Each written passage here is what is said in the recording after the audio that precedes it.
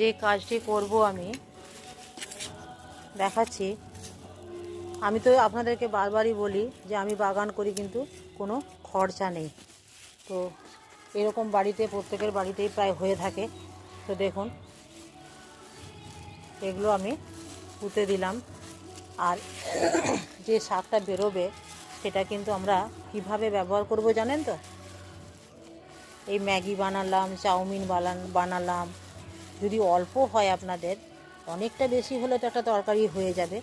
আর যদি অল্প হয় তাহলে কিন্তু অল্প আমরা বিভিন্নভাবে কিছুতেই মেশাতে পারি। যেমন চাউমিন, ম্যাগি।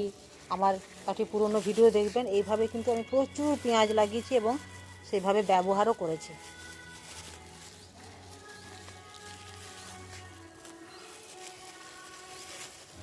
আর আমার একটু আঙ্গুলের মাটি ঢুকে গেছিলো বলে তারপর থেকে আমি এই একটা হাতে প্লাস্টিক পরে ভিডিও করি। তো আপনারাও এইভাবে করুন, দেখবেন হাতও নোংরা হবে না আর কাজের কাজও হবে।